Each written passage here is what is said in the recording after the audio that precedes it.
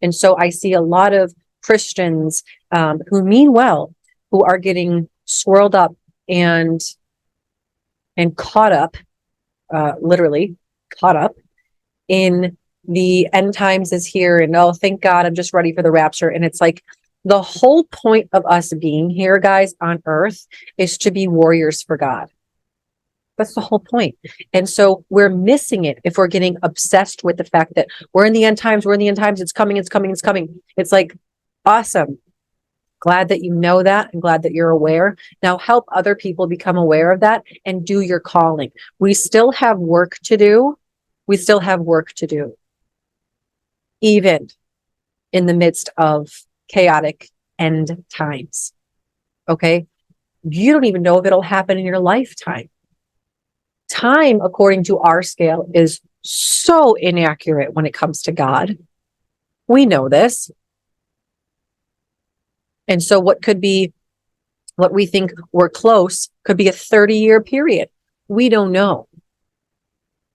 This is another ploy of the enemy, is to get us so obsessed with the fact that the end times are here that we stop trying, that we stop fighting, that we stop recruiting and being messengers, being warriors, being hands and feet for God.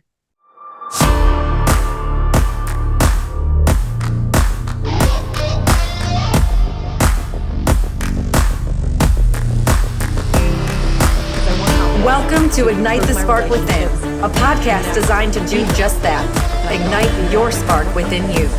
I'm your host, Sarah Malone, owner of Spark Fitness and Lifestyle Coaching and voted Yahoo Finance's top 10 female coaches to follow in 2021.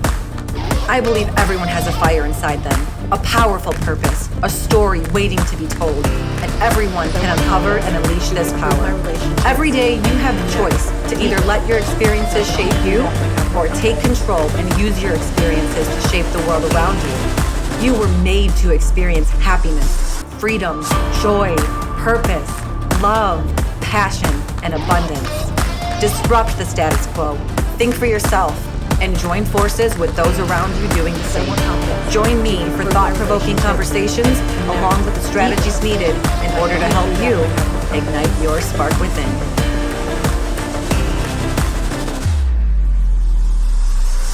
Welcome back to the show, everyone. I am very excited for today's episode. So I'm going to just dive right in. As always, though, I would like to begin this episode by saying thank you. This is my gratitude to you for listening, for supporting in any way that you choose to do so. But one way that we can keep this show ad and sponsor free is by your continued support and donations. So I thank you for doing that.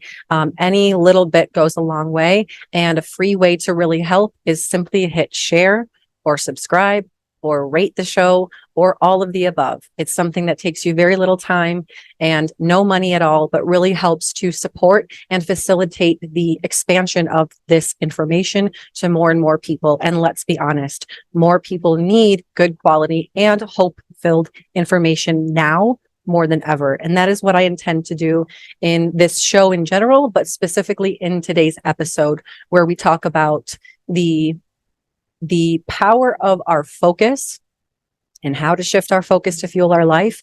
But more specifically, I'm going to touch on the spiritual warfare that we find ourselves in today and how to decide and discern where to delegate our focus, which equals our time and our energy, which is one of the most valuable resources that we have. Before I do, though, I want to talk about a couple of things. First of all, the upcoming July retreat, July 20th through the 24th. We have 2 more spots left. We're almost full.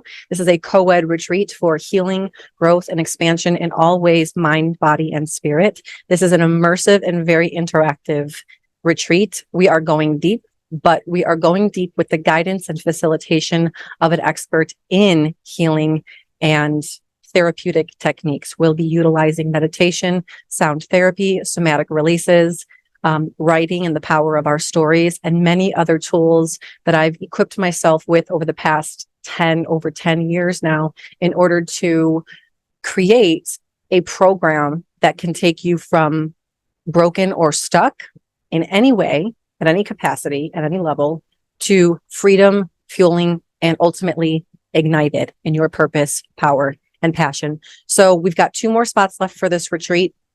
Please reach out to me directly. You can do that on social media, or you can email me, sarah@sparkflc.com, to snag those last 2 spots. If you want to bring your partner, I highly encourage that. We've got a couple couples in there as well. Another thing I wanted to announce is that my online course is now available for purchase on my website. A while back, I had launched an 8-week guided and interactive online course, and we're fully functioning in that course right now. But what I wanted to do was make this course not only available at certain times of the year, but available all year round. And so I've split it up. It's now available on my website. It is available to purchase the individual mind course, individual body course, and the individual spirit course. So it's Spiritual Warrior is the spirit course. And then it is Mental Titan for the mindset piece and that mindset course. And then Physical Mastery. And so in each of these courses, you're obviously going to be focusing on that one area, that one pillar of your wellness, your holistic wellness, mind, body, spirit. And of course, emotions are in each and every one of those, because emotions are going to be what fuels each of those pillars. You can also purchase the bundle course, which is mind, body, and spirit. This is a complete transformation course, unlike anything you've ever seen before. It is complete with over 40 modules, worksheets to tag along with those. You get a meditation course, you get a cookbook, you get an 8-week workout program. So you're getting a lot.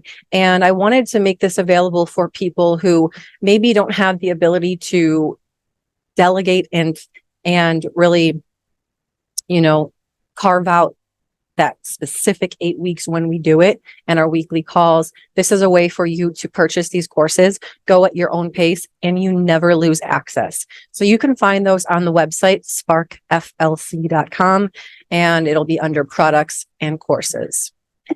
So focus. Today, I want to take the opportunity that I've been gifted with this platform and with this voice to talk about the very real spiritual warfare that is happening in our world and in this time right now. We're all very well aware of it. But what is happening is a very sharp and painful war on our focus. There's a lot of noise in the world right now. And what I'd like to do is I want to point out the extremes on both sides, how we can begin to discern where to shift our focus and where to spend our time and our focus, and how this actually segues into a path of and a concept of surrender, and what this surrendering ultimately allows us to do is to hear, to feel, to see God more. And so when we think about this at a macro perspective, we can see that if stillness, quiet, and surrender allows us to hear and feel God more, then it makes a lot of sense why the enemy would want to go directly towards what would take you away from that, and that's your focus, and ultimately your energy. So I want to begin by talking about the noise and the distractions in the world currently. Right now, it seems as though more than ever, people are plugged in and getting all types of different forms of information. They're getting information on natural disasters, alien attacks, trains going off the railroads again, politics, propaganda, Trump is still president, celebrity darkness, satanic rituals in Hollywood, and on and on and on and on and on we go. Not to mention the very real war that is happening with our children and their minds, and the sexualization of our children, which is the real target here, and the darkness that is happening. Now, what's important to realize is that even though this is worldly information, these are worldly headlines and all of these things, this is a very spiritual tactic and war that is happening, that is being employed on and at you in order to gain ownership, literally gain ownership of your most valuable resource that you have, your attention. And what your attention leads to is your time. And what your time leads to is your energy. Now, if we follow that road, if we are literally selling, because it's an exchange. It is an energetic exchange. When you're paying attention to things that are being fed to you, that is an energetic exchange, and you have to opt in, right? So I want to, oh my gosh, I want to point this out that you are not a victim. Okay. You are not a victim. If you find yourself getting bombarded by all these things and you're in a state of pain and anxiety and stress and fear, you are not the victim. You have opted into this way of living by saying yes each time you choose to read something, hear something, take it in, or each time you choose to become hooked into an emotion, namely fear, anxiety, stress. Okay. You are signing into that contract. And this will take your energy. We do not have an infinite amount of energy. We have a finite amount of energy. And we are starting at a certain point each day. It's then up to us to choose where we delineate this energy. Once it's gone, it's gone. And you're tapping into then somewhat of a reserve energy, which is a dulled energy and a dulled state of awareness. Okay. So if the enemy, because this is what it is, guys, it's always anything that's not good or of God is of the enemy, period.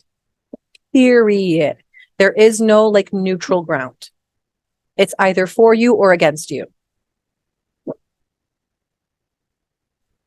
At least in terms of what we're talking about here. Now, there can be certain things that are actually good, but they're just not good for you, right? That doesn't mean that they're evil. It just means like, if I'm focusing my life in this direction, let's just take an example, right? I'm trying to grow my business and my relationship, and I'm getting an opportunity to come do a fitness thing. Well, that's not necessarily a bad thing. It's just not good for me right now with where my focus is and where my life path is. Do you know what I mean? So this is an example of where we're not including that category in what I'm speaking of right now. I'm speaking of in terms of all the noise and distraction.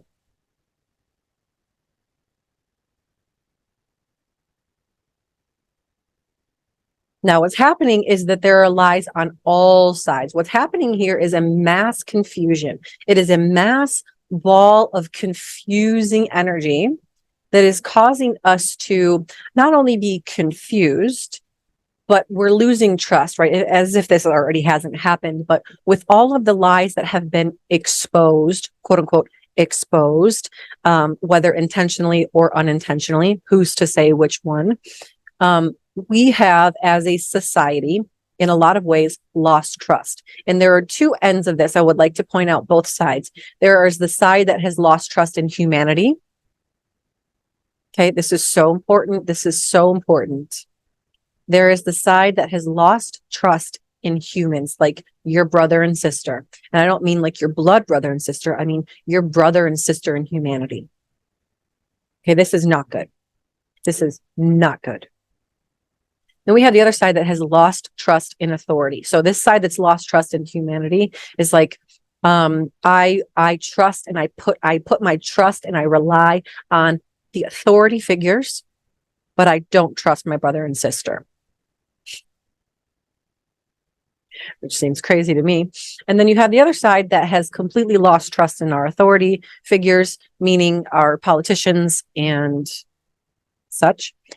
But they trust most of their brother and sister. Now, here's the thing. When we lose trust, And this is macro and micro. When I lose trust in a relationship, now I feel like everything's a lie, right? I don't know what to believe now. I don't know what to believe. I don't know what's true and what's a lie because I lost my trust. And so as a peoples, we have lost trust in our authority figures. So if we take this side over here, the part that has lost trust in authority figures, now everything I see or hear, I'm running it through a filter of lack of trust, meaning I'm going to see lies or maybe anticipate lies where there may not be some. I'm going to see propaganda and everything. I'm going to think that because I don't trust you now, I've seen what you're capable of, government. I've seen what you're capable of. And now I think that you're just up to everything bad. Okay. And this is one side. And then you've got the other side who has lost trust in humanity and they've put their trust in authority figures. And so how they've set up their life is to literally plug into the news stations, the social media outlets, everything that the authority figures say is like the Bible, and they must follow that. And meanwhile, they've lost trust for their brother and sister, so they're isolating and lashing out, and committing violent acts, and in some ways are so at a loss of hope. Their spirit has been worn that they're willing to harm themselves and just take themselves out of their own misery because hope is important. Hope is a life force. And we must have hope in something if we are going to not only survive, but thrive as a humanity. And this is what's really missing right now. And this is why I'm recording this episode in the first place. Because in the middle of all of this mass confusion, this dark cloud, we can either turn in towards the dark or out towards the light. Or if we really want to do it right, we can bring and be that light in the darkness. That would be the idea. But we cannot do that if we don't feel like we're in charge of our focus, right? And that's not to say control. I don't like the word control, but that's ownership. It's like I own where my focus goes.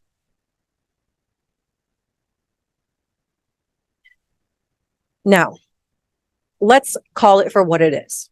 Over the last years, decades, there has been a grooming of society. And this has been done in multiple ways, by recruiting multiple different tactics: television shows, commercials, social media, advertisements, government, the whole structure of things, even school systems, even the workforce. The whole structure of things has been designed to make humans more robotic in nature. It's a don't think for yourself type of culture. It's a just follow and go. And it's also been grooming us to accept things that under normal circumstances, when we're morally upright and attuned, we would not accept. Things like child sexualizations or transgender or transvestite entering schools, or sexual pictures in school textbooks, or, I can go on and on with this one. But over the past years and decades, we've been being groomed to tax and train our attention spans to seek these ping-pongy, headline-hitting, juicy, candy type materials, or either videos or articles. Meanwhile, on the other side, being numbed to certain situations like violence and sex. Think about all the movies that you watch. right? It's been a slow crawl to more and more violent and more sex, more and more violent and more sex, and getting it more extreme each time.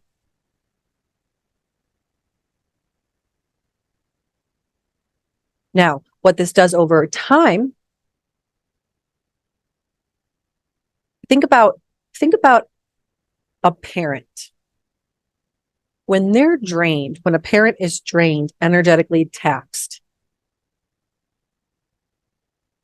they usually let things slide more with their kids, right? It's like, I know you shouldn't be doing that, but I just don't have the energy to even discipline or correct you right now. So I'm not going to. They check out. Okay. So at a mass scale, this is what this has been doing. And it's also been shutting simultaneously over time. Adults have been conditioned in a way to seek immediate pleasure or get out of pain quickly. And this actually bypasses a healing process in which would make this person whole enough. Oh my gosh.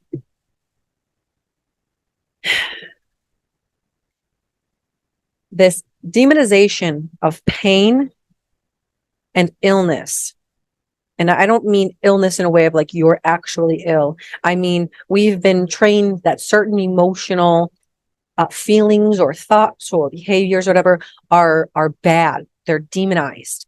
And we've been medicated or taught to get out of these as quickly as possible.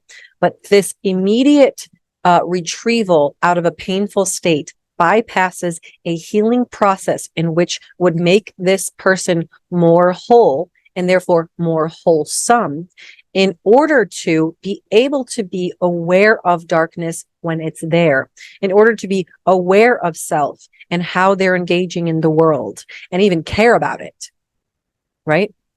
It's been a society of self-soothing in the form of alcohol and drugs, even psychedelics to some point now, medications, eating.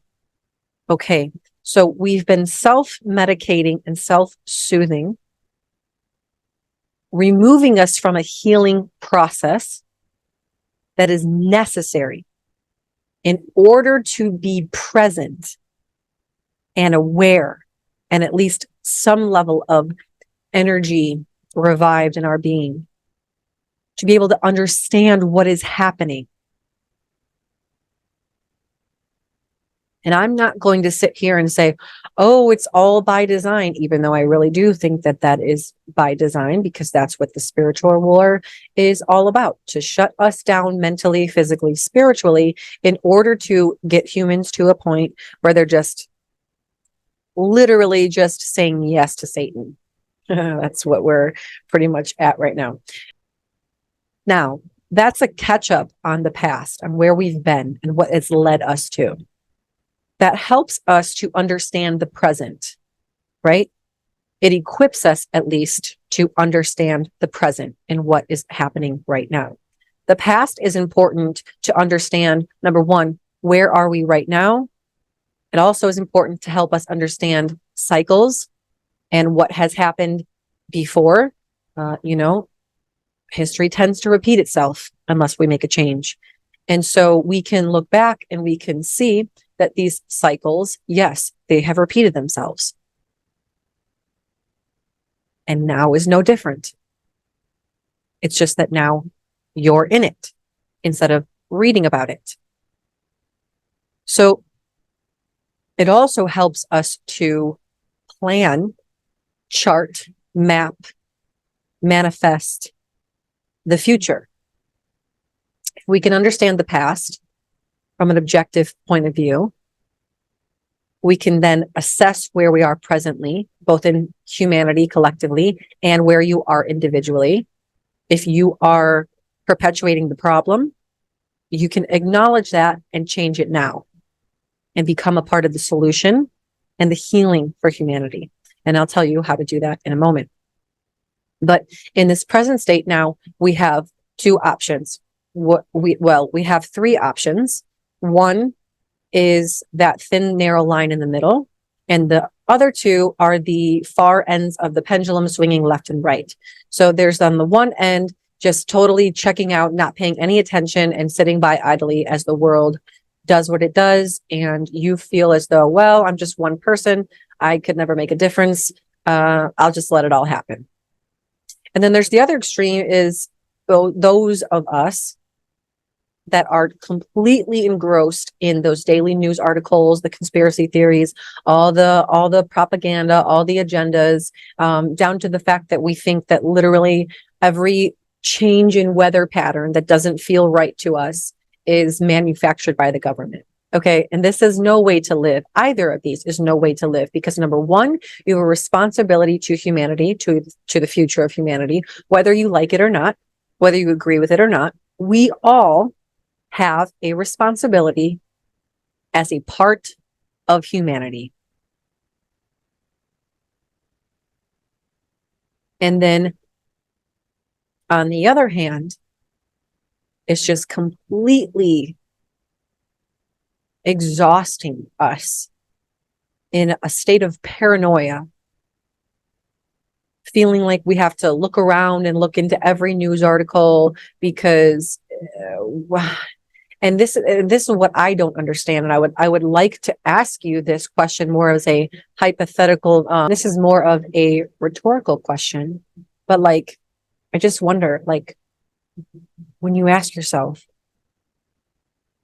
like, what would happen if you didn't know about this?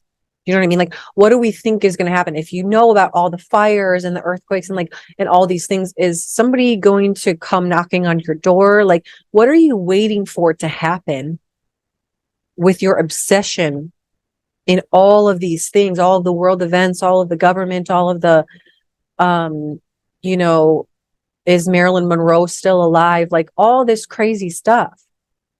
It's a sense of what you're really looking for is this sense of certainty. Right. And I get it because there's a lot of uncertainty in the world, but there are a lot of other ways to get certainty, guys. Instead of focusing on things that literally have no impact, direct impact on your life right now. And I don't know if it's because you're just like waiting for Joe Biden to come knocking on your door and kill you. I don't know. But here's what I want to point out. In all of this information, no matter what you're going to find is there is a nugget of truth in almost all of these things. Okay, wherever you're shifting your focus. And then, of course, sprinkled in to this mass confusion are just blatant lies, just total lies. And what's the goal of that? Here's what we have to realize. When we believe, and here's the thing, if you're listening to this, you may not even agree with what I'm saying. And that's because you don't believe that this is spiritual warfare. But when you know, and when you're aware that all of this is spiritual warfare at its finest, and don't get me wrong, we've been encountering and experiencing spiritual warfare forever, since literally the beginning of time. Okay, let's not forget that. It's just that this is so ignited across the entire world that it's right there in your face. And so if you don't believe that this is spiritual warfare, then what I'm saying to you isn't going to make sense. But when you know and when you're convinced that what we're experiencing is spiritual warfare, this is a war for, what is it for? Your soul.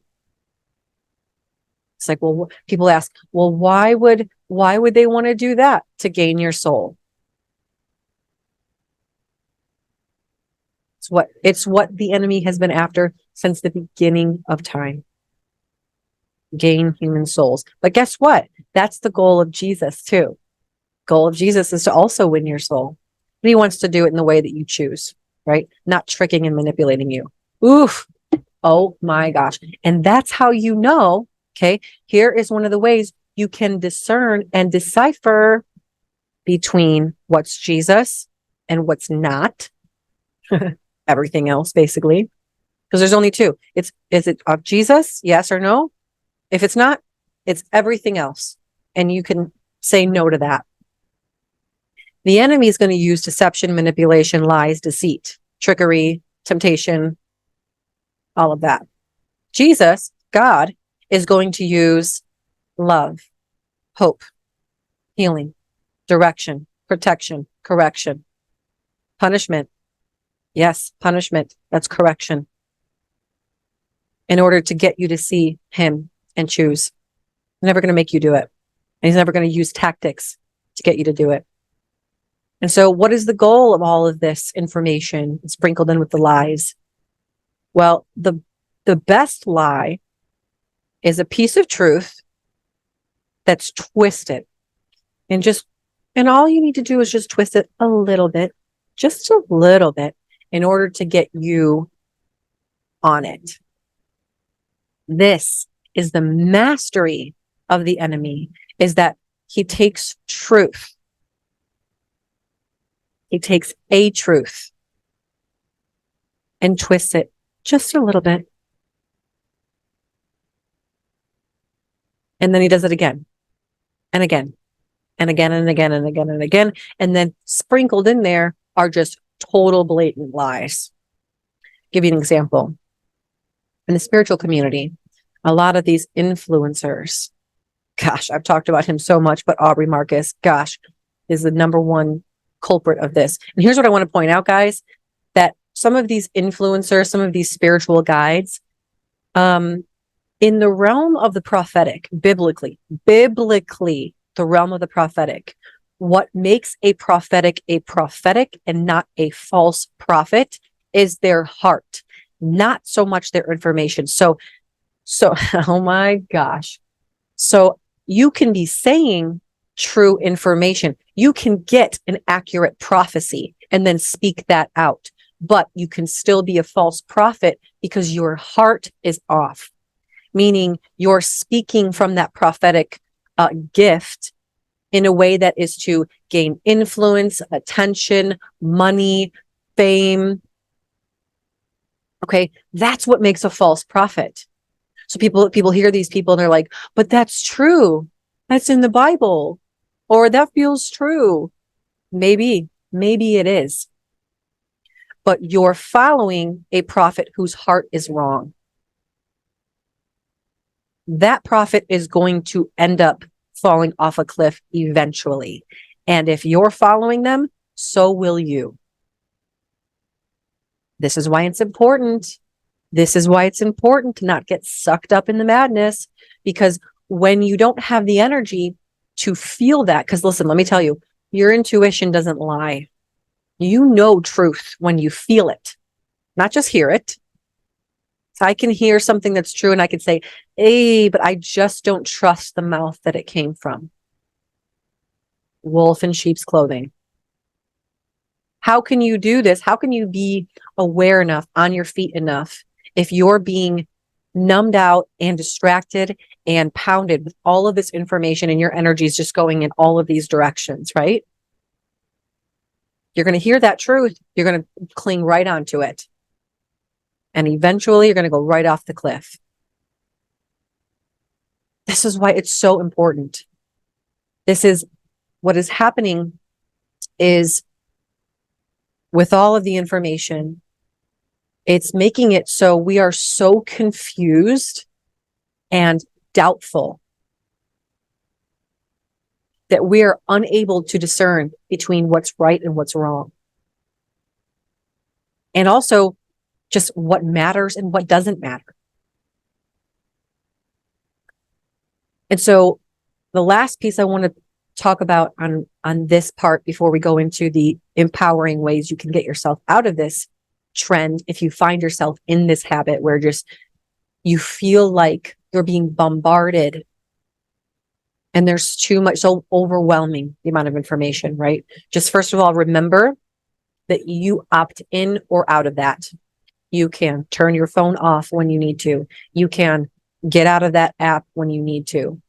You can turn off, or better yet, get rid of your television when you want to. This is all your choice.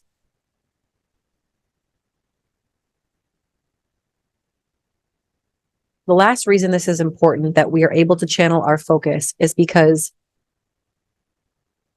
the greatest, most effective and impactful way we can change the direction of humanity and also do our part is by living into and following our individual calling. And when you're distracted, burnt out, overwhelmed, in a state of fear, these states of distraction, being burnt out, and fear become a habit. It's a habit. It's a habit to be distracted. It's a habit to be, disconnected. And it's a habit to have fear. And this habit then becomes a way of being. It becomes our character. It becomes our personality. Literally, it becomes our personality. Now, I can say my personality is that of being a distracted person, being burnt out and disconnected and fearful. Okay, so then one step further is, if that's my personality, that's who I am. Now I've just attached my identity to that. Now I am a distracted person. Now I am burnt out. I am scared. Okay, number one, this is an attack on our identity, because our identity in Christ is not that. Our identity in Christ is the opposite of that. Our identity in Christ is peaceful, loving, present, purposeful, passionate, hope, compassion. These are characteristics of a spirit-filled person. Okay. And so why this is important? This is so important because literally something that seems like it's just silly. Oh, I'm just distracted with the news and blah, blah, blah. No. It's serious.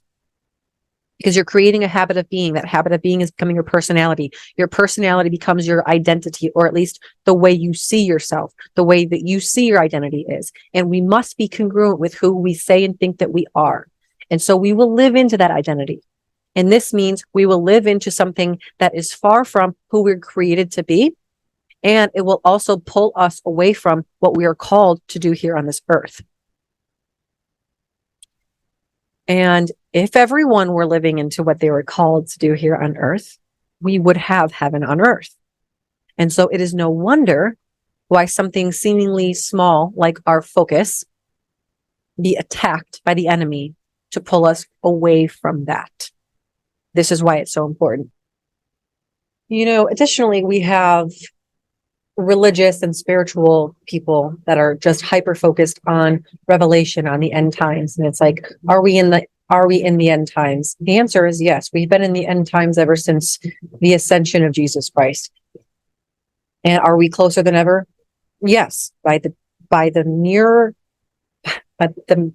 movement of time forward, we are closer than ever to the end times and the rapture and the revelation and all of these things than ever before. And has it escalated? Yes, I'm sure it has. But no one knows the time or the place.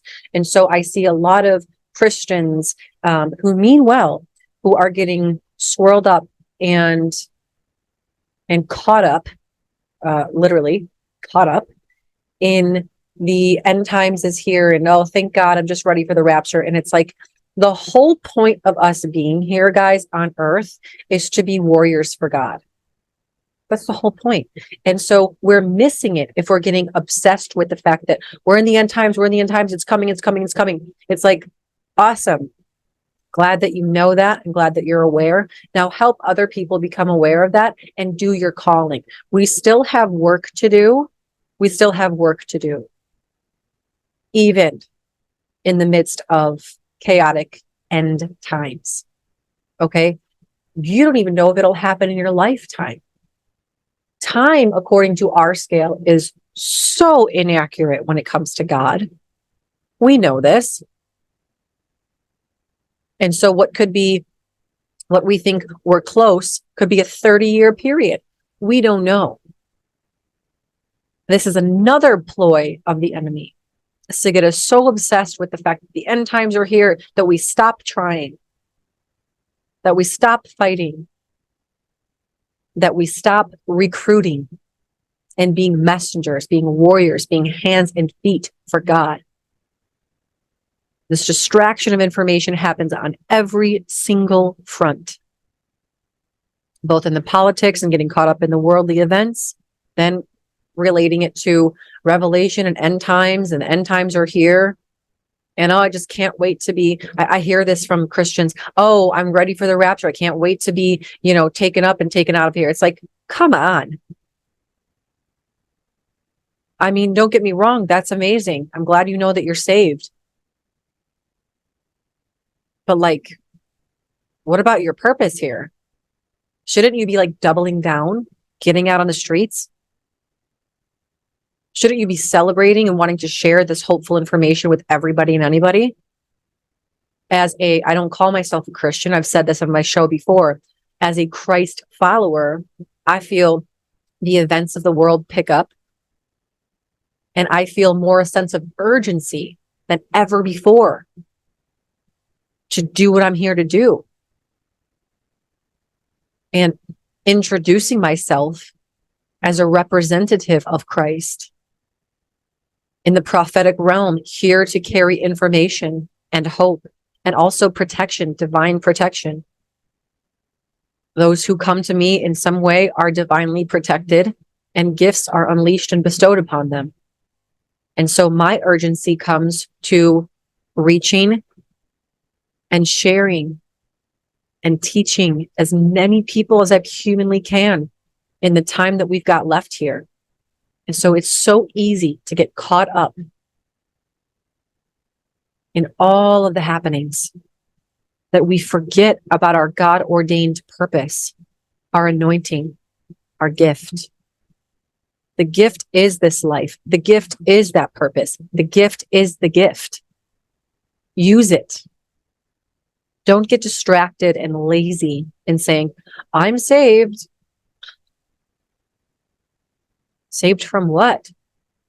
You don't even know yet.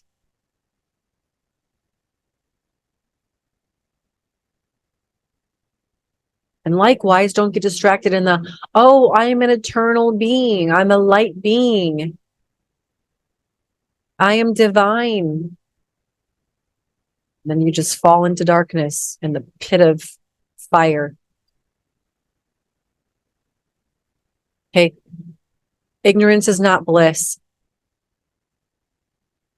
Ignorance is pain. And the longer you remain ignorant, the more pain you will experience. That's the dark side of spirituality. You're ignorant to what is truth with a capital T. And then on the religious side is you're ignorant to the purpose you're bestowed this truth with. If you have, and you know it to your core, the truth with a capital T, you should be shouting it from the mountaintops right now. That's what I plan to do. You should be shouting it from the mountaintops. If you believe in your core that you have this profound truth for what would save people from whatever you think you're saving them from, right? We all have our perceptions and opinions on what that looks like. And we can only imagine, right? One can only imagine that if you believe this in your core and you're sitting there saying like, oh, yay, the end times are here. We'll be taken up soon to heaven. It's like, ew. You just shit on the gift. So this distraction is happening at all sides, guys. And what I'm trying to do here is bridging the gap between being of the world, being caught up in the world with all of this worldly information. And then there's the other part of it that's all spiritual, right? The new age, dark side of spirituality. But there's also the other end of religion and, well, laws and religion. And the answer really is in the middle. there's a sliver of truth. There's a line, a crevice of truth that's in the middle of both of these. And mind you, you cannot straddle both sides. You've got to pick a side.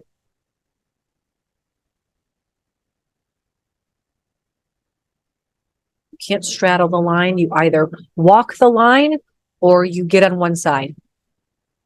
My intention is to help guide us on this line, to walk in this line of truth with a capital T.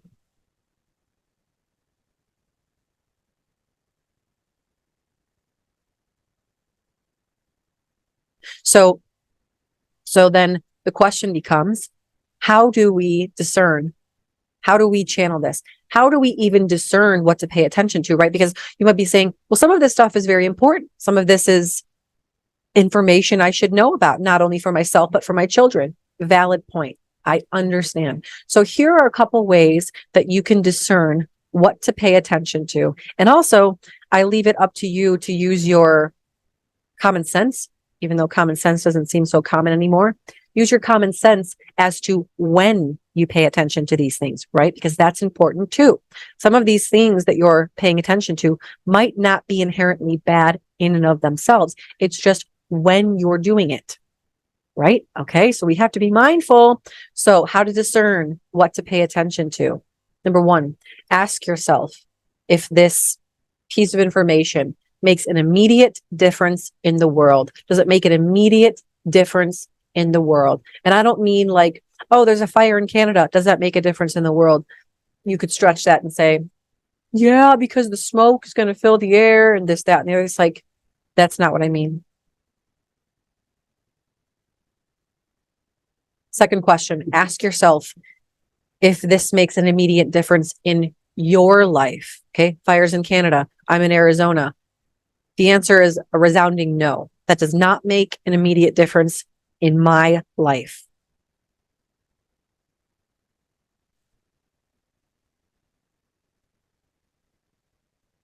And so if I'm answering no to these questions, guess what my action steps would be? Okay, I'm not going to focus on that.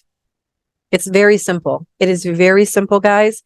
If it doesn't pass those two questions, if the answer is no to those first two questions or either one of them, it is a very simple and resounding nope. My focus goes away from it and towards something fruitful, right? Because what we focus on grows. So if our focus is on darkness and fear and all these things that really don't impact your life, that grows.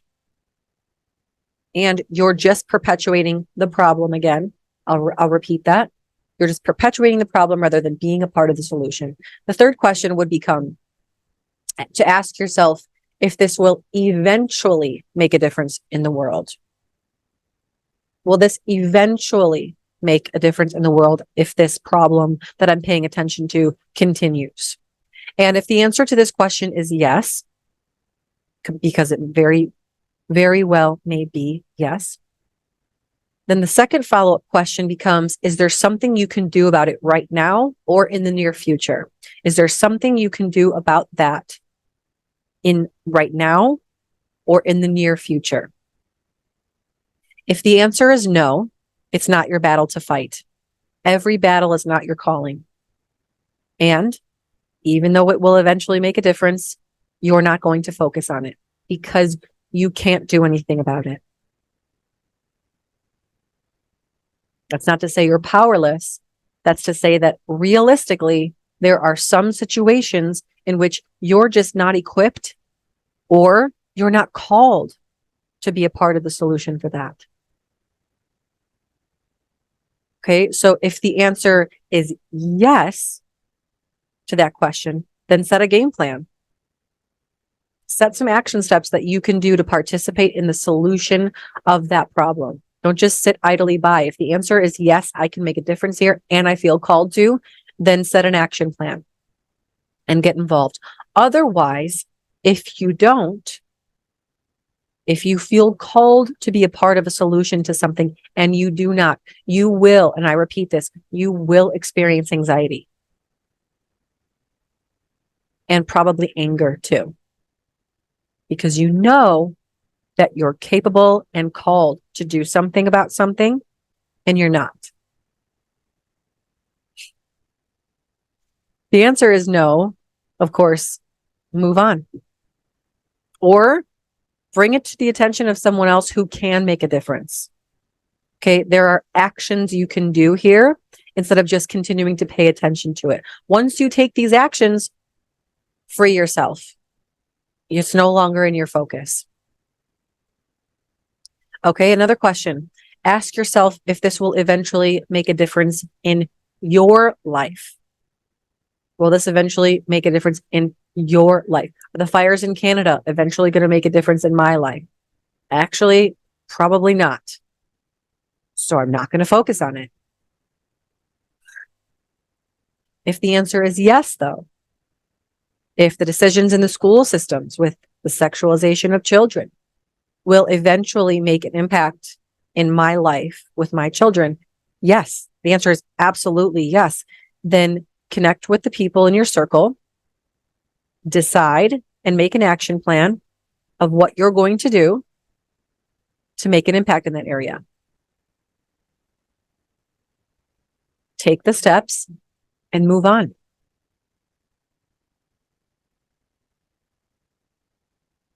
These questions can get answered very quickly. So as you're questioning and been putting these pieces of information and images through that filter of, does this affect me? Does it affect me right now? Will it in the future? Maybe not. A lot of things are going to get filtered right out very quickly. Okay. And this frees you up now to choose where to put your focus next. Now, one of the things we're fighting for right now is reprogramming and reconditioning our attention spans. A lot of what this is right now, guys, of all of the focus on all of these things, it's another habit of numbing and checking out. If we're so engrossed in everything that is happening, we're numbing out. We're not paying attention to ourselves, our own healing, our own growth, which is really where we can make the biggest impact in all of this. Healing of self, growth of self, your own personal relationships and your immediate network.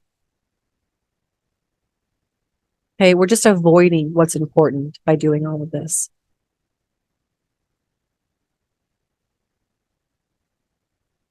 What we feed grows.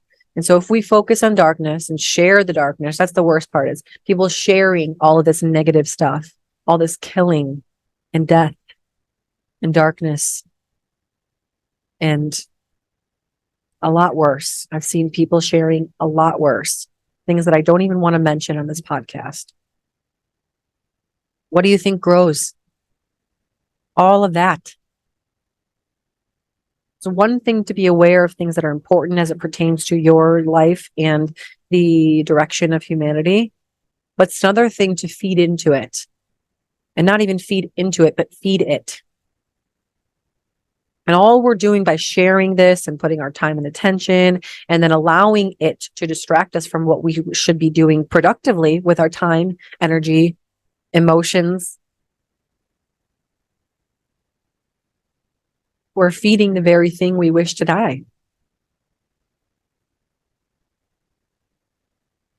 Instead, we can find a middle ground of being aware of the things that are important and prepare for the worst, but then expect and live in the best way possible. The way that we fight this, you fight evil with good. You fight darkness with light. And you fight demons with Jesus. So in any circumstance, in any position, there's always going to be that opportunity, that option, that choice. It's either darkness or light, evil or good, demons in the form of people or Jesus.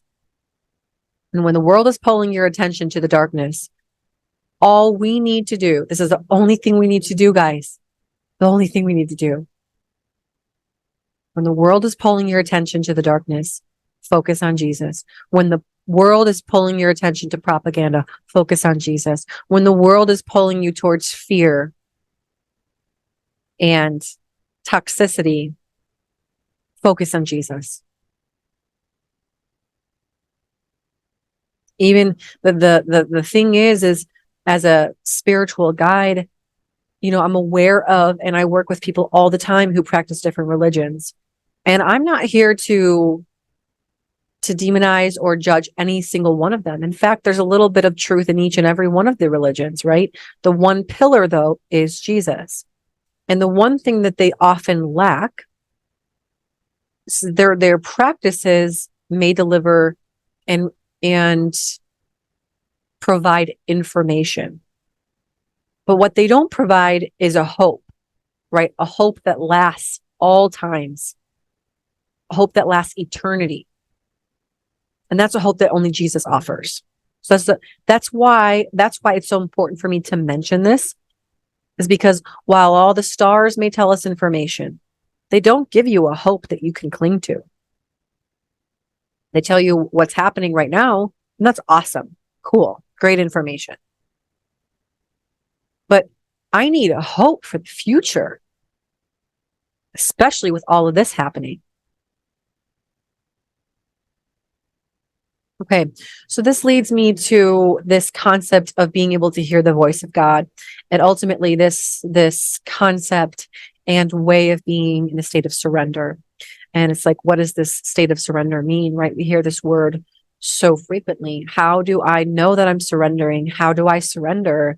And why should I need to surrender, right? Why is it important? Well, it's important because by surrendering, you're literally communicating to God that you have faith, that you believe, that you have hope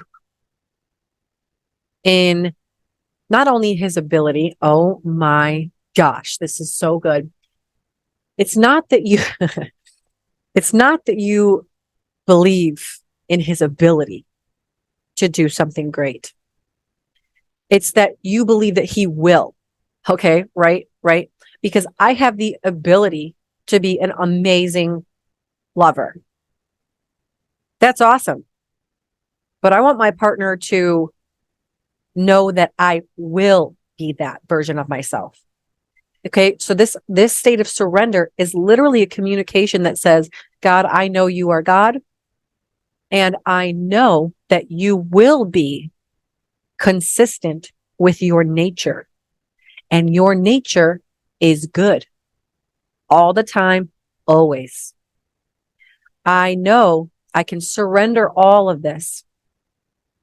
I can surrender all of it, not necessarily to you, but I could just surrender it in general, basically freeing myself. I release these chains that I've kept on myself by surrendering. And then, of course, surrendering to you too. This communicates that I know that God is going to be God, and God is good. So I can rest on the promise of God being God. So what does it mean to surrender? Surrendering does not mean necessarily that your actions look so much different, although the act of surrendering will lead you to taking and choosing different actions. Of course they will, because when we truly surrender from a place of the heart, it will lead us in new directions, taking new actions, making new decisions, what to say yes to, what to say no to. We also free ourselves from the act of clinging, of grasping, of obsessing over things in order to gain some sense of certainty, when the only sense of certainty that we truly need is that God is good all the time and that our victory is already won. Okay, there is one sense of certainty that we need, and that's that God is working all things for good all the times, including what's happening in your life. So this state of surrender can really only happen if you believe in God.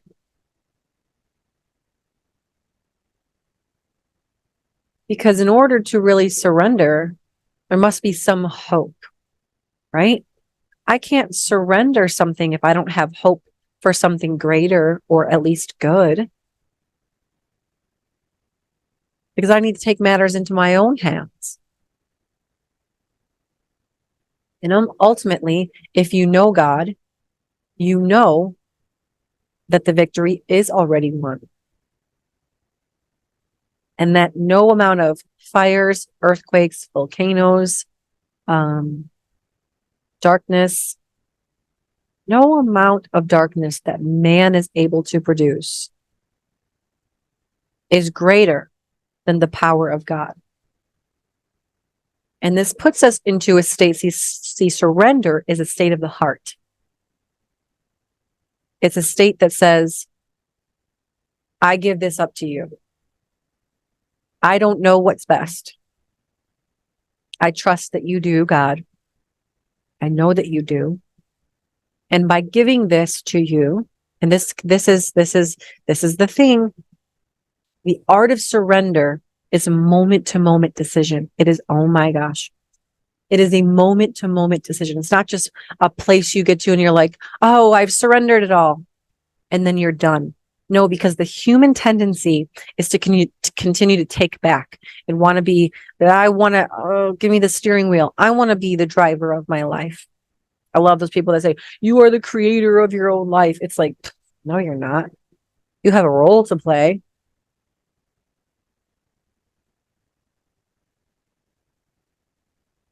The Bible says, man may make his plan, but God orders his steps. And so if I believe that fully in my being, then it's so easy to surrender.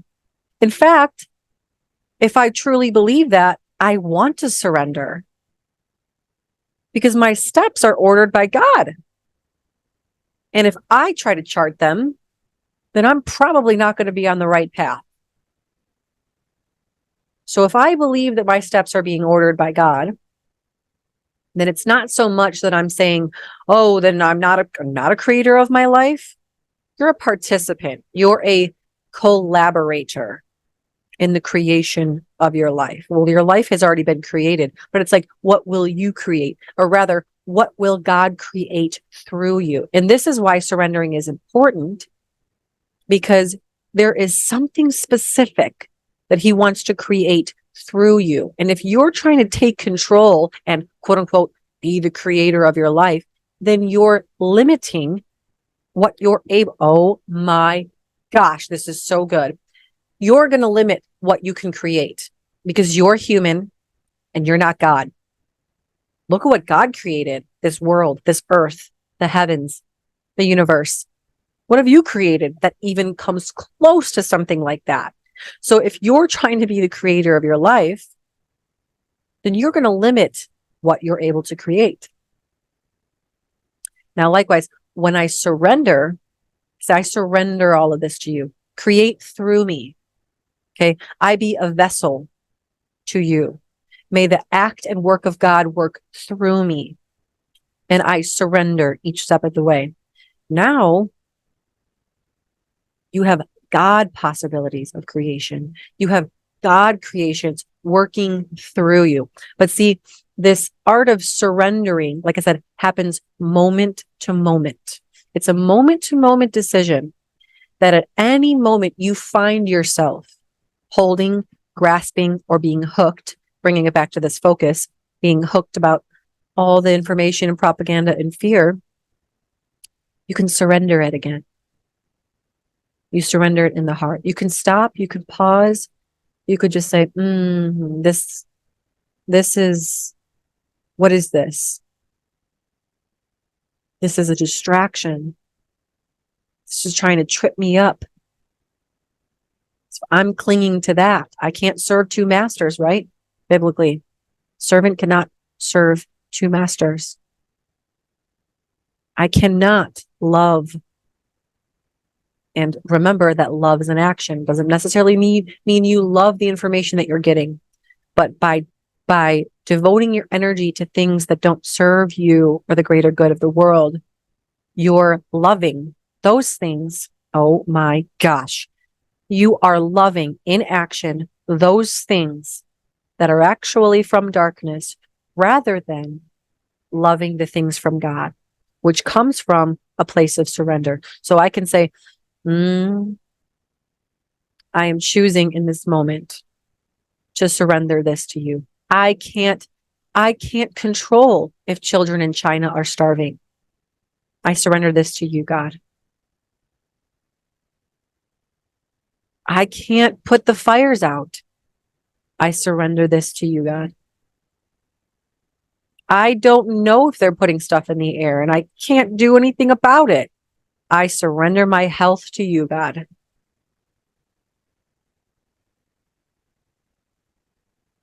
And what happens in this process of surrender is a sphere of protection comes over you. And you can feel it. There are a lot of things in this world that we cannot control. And not only by surrendering the things that we don't have control over, but we can also surrender our path, right? Because we may know, we may have a vision of where our life should go, but that's usually as much as we get. That's as much information as we get. We get what we're supposed to do. We don't get the how. God is real tricky like that, right? He gives us the what, or at least a direction of what. And then there's a bunch of blank space in the middle. And we think, okay, I'm just going to go straight for it. But the path is never linear. It is always windy. And it's almost always, pardon all of these always and nevers, it's almost always never how we expect it to be. Because we don't see the whole picture. And let me point this out right now. The art of surrendering is the most important in the season of waiting. Oh my gosh, I'm going to say that again. The art of surrendering is most important in your season of waiting. Because it is here that we don't understand why there is a standstill or a waiting. And it is our human instinct to want to take control, make something happen, get some movement so you feel like you're progressing towards your destination. But because we don't see the whole picture, we don't know that maybe the waiting is not for us. Maybe the waiting is for someone else. Maybe God is preparing somebody or something for you that you just need to wait in. And so this art of surrender means surrendering all the time. I surrender the waiting because I don't understand it.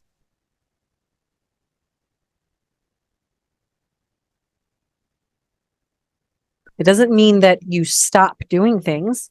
It doesn't mean that you stop taking actions and then maybe those actions just change, okay? Because in the different seasons, you still need to surrender. Why do you need to surrender? That's a great question. I just felt or heard somebody ask that. Why do you need to surrender? Why? Because it's peace. Everyone wants peace. There's not a single person I can ask on this planet if they want peace. They would say, no, I'd rather have chaos. I mean, unless you're toxically wounded and chaos is more comfortable for you. But everybody wants peace deep down. And so we surrender to have that peace. But we also surrender because it's a relationship that we're building with God. Surrendering is the piece that says, I'm able to be guided. And if you're a person that is not able to be guided or taught or mentored, then you will only grow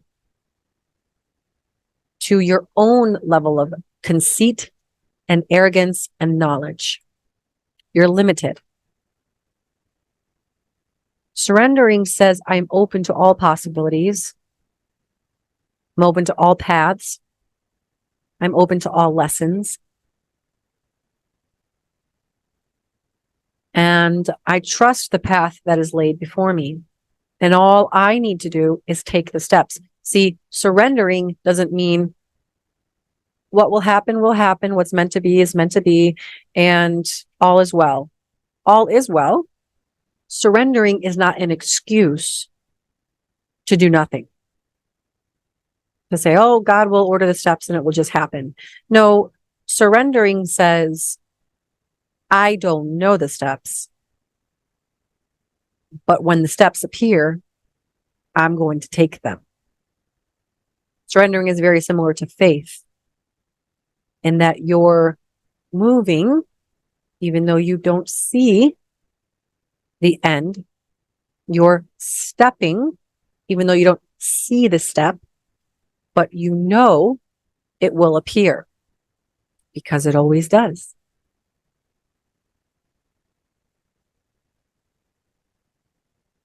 There are things to look for when you know you're not surrendering. And this is very easy. It's very easy to see it. We all know what it feels like to become triggered, to become triggered or emotionally hooked. We all know that feeling. When something happens or something is said or change happens, right, in our work or at home or something like that, and you can literally feel like this little hook in you of an emotion. And then when this happens, you begin to look, you begin to observe anything that I can do to gain some sense of certainty or feel like I'm in control of this or I'm taking action on this. You can feel it. You can feel it. In that moment, you have just lost your surrender.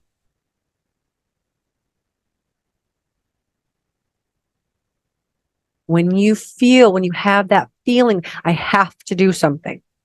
Not the feeling where you're like, I feel so called, I have to do this. Like, this is my calling. That's not what I'm referring to. It means like, I got to do something. I feel like it's like a manic state, right? You can feel it. It gets elevated, gets escalated. You get hooked. And then you begin to make decisions from that hooked place. Like decisions that you wouldn't have made before. It's the ruminating thoughts. It's the, I wonder if I should do this. I should be doing this. What how do I do this? It's getting caught up in the thoughts, all the thoughts and the anxieties and the wonders. Should I send this text message? Should I say this? Should I not say it? I don't know. What are they thinking of me? And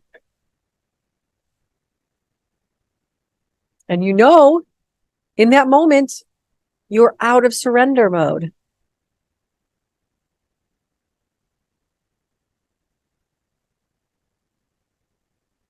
And so when you catch yourself being hooked, you could just check in.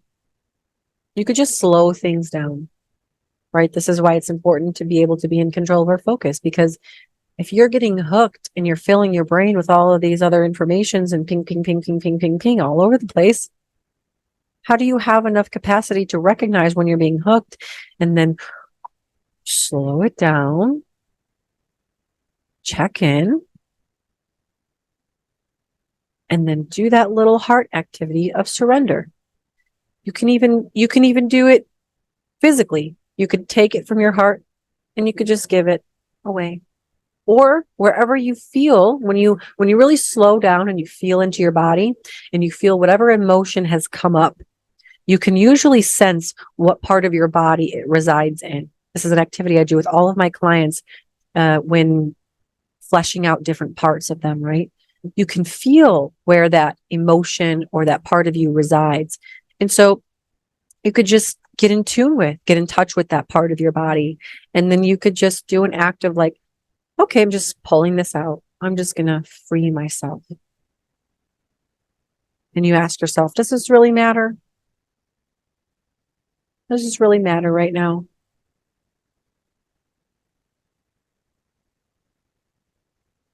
And even more so, is this really important?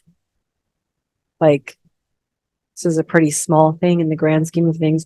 Do I trust? Do I know that you got this, God? Yeah, okay, I can just surrender this to you. As soon as you drop into that warm heart place, because it does feel warm, your breath changes a little bit. When you feel you've surrendered it again, resume. You just resume your daily activities.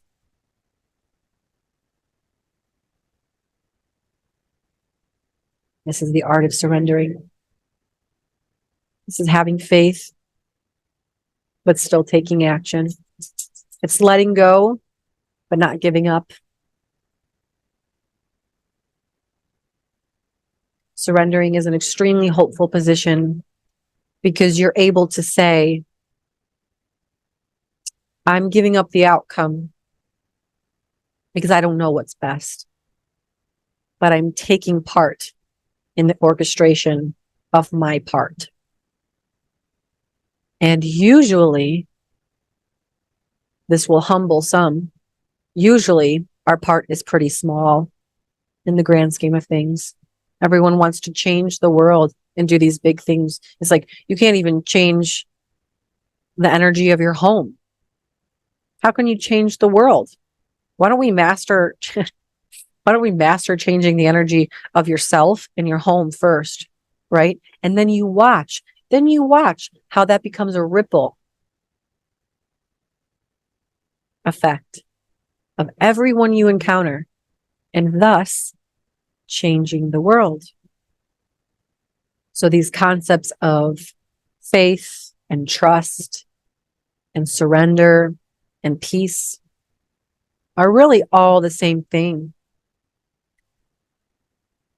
And it requires us to drop into the present moment, which is the only one that really matters, because it's the only one that really exists.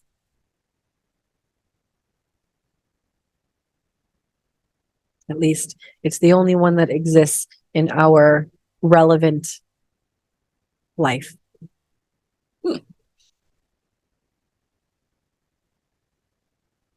And so when we think about the fears of the future, the anger from the past, we can come to a center line of surrender. And there are two things I see us needing to surrender as a collective humanity right now. We need to surrender our anger from the past and trust that justice will be served if it hasn't already, and it is not up to us to decide that. And we need to surrender the fears or worries of the future and know that all is well. All will be in its rightful place, and that all will be good, and that all is good.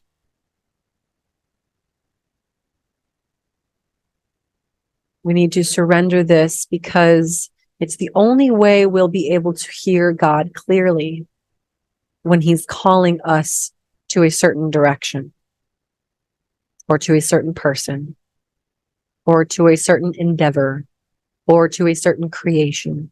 It's the only way we have the capacity to create from a heart-centered place, to create from a space of love.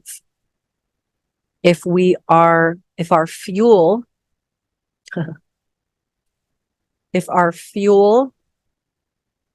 is anger and redemption for the past wrongdoings, we will burn ourselves and others eventually. If our fuel of choice is for fear and worry and paranoia for the future, we will create too quickly, without a strong foundation, and it will eventually fall as well. And so we need to create from a surrendered space, from a heart-centered, loving place. Those are the only creations that will truly last.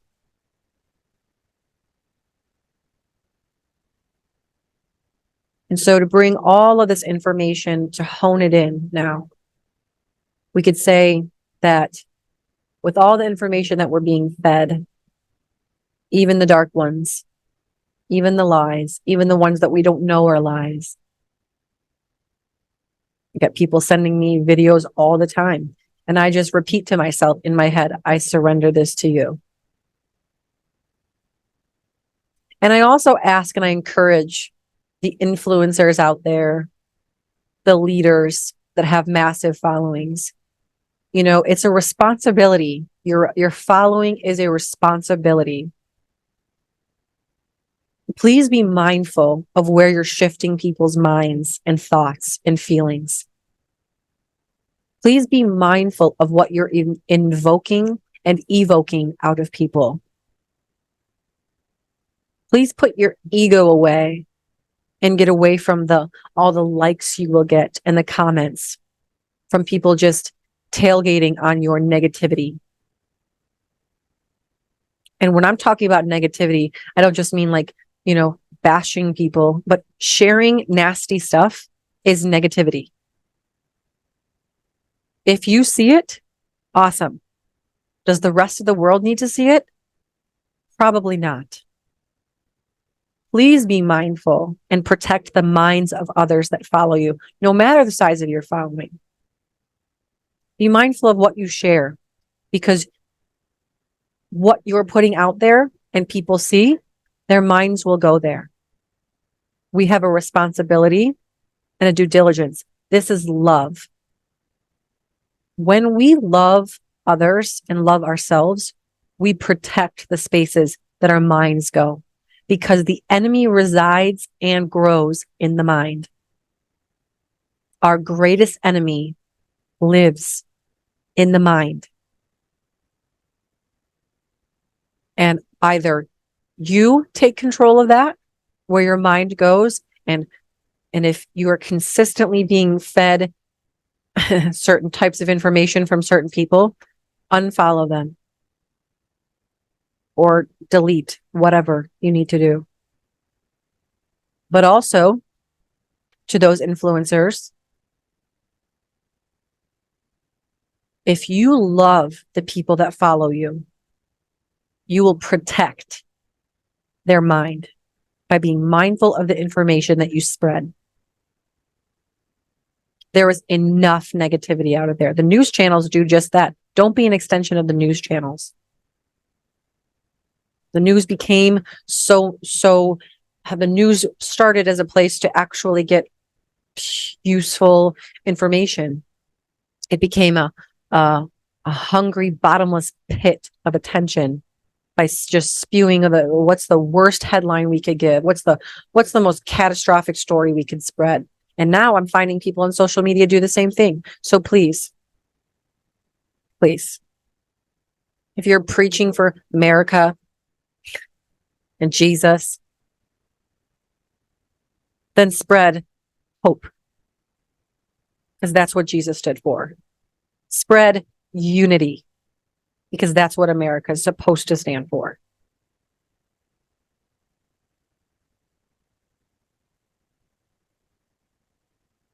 That's why I ask everyone so much to share this episode or this podcast in general, because with all the focus on all these events that are happening, we need to stop focusing on events. We need to focus on concepts and solutions. Concepts, solutions, community, love. There are a lot of good people out there. But if we're sucked into this vortex of negativity and lack of trust and propaganda, we're going to lose hope in humanity. And when that's lost, we are doomed. So don't become jaded. Stay pure. Focus on the good in people. See the good in people. See the good in the world.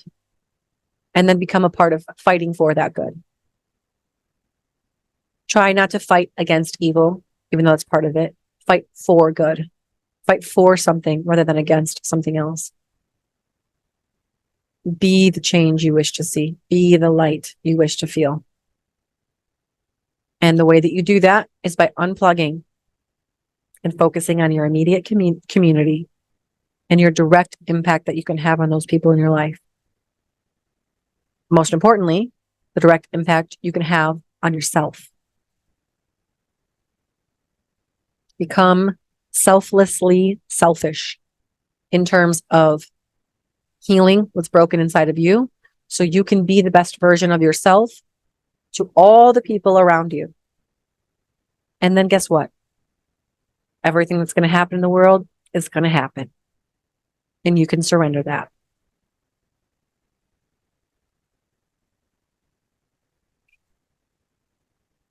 As always, I love talking with you guys. We will be talking more and more on spiritual warfare. This is the direction that we feel called to go because it's very much the times that we live in. And because it's the times that we live in, it's also the time for a revival of sorts. Where there is spiritual warfare, there will also be revival. And so there's a lot of good to focus on in that. Okay. There's a lot of spiritual awakening happening right now. Some of that not so good, but ultimately will lead to a revival. So we can count on that and then we can surrender the rest, right? Because we know where it's going. I surrender. I know God's character. I know he's going to create a revival and he will speak to the people that need to be spoken to. I'm not in control of that. I'm only in control of introducing. He's in control of the rest. And the same thing with you. You're only in control of the part that you play. And then you can surrender the outcome. I take responsibility and ownership and collaboration with you, God, to do my part. And then I surrender everything else to you because I know that you will use the seeds that I plant for a harvest.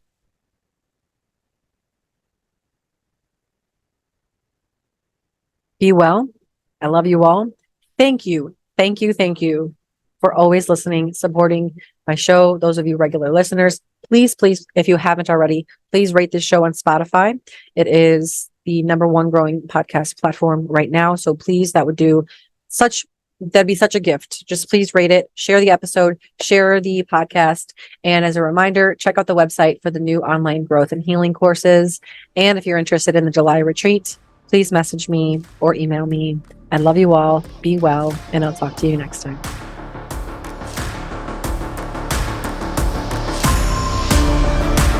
Thank you so much for listening to this episode of Ignite the Spark Within. If this podcast brought you value or you think it would bring someone else value, please hit that share button. My mission is to reach and help as many people as I possibly can. And you just never know who could use that one good piece of information. And hey, if you have any topics, discussion questions, or ideas for future episodes, you can reach me directly at sarah@sparkflc.com and just write podcast in the subject line. And if you haven't already, please rate the podcast on your favorite podcast channel. This helps bring awareness to the show. And don't forget to subscribe and turn on notifications so you're alerted for all future episodes. Please go ahead and follow me on Facebook and Instagram. And if you're interested in pursuing coaching for yourself, you can visit sparkflc.com for more information.